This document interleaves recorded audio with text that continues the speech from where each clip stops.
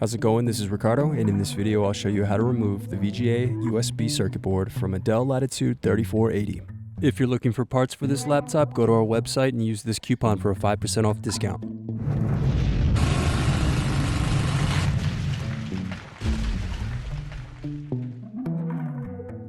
First unscrew, then remove access door.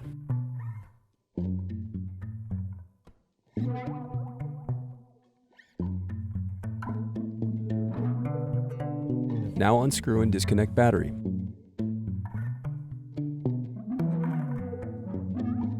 Now unscrew and lift hinge from motherboard.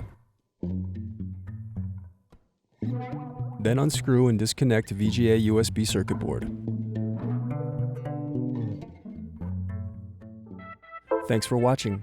Don't forget to like and subscribe if you enjoyed this video.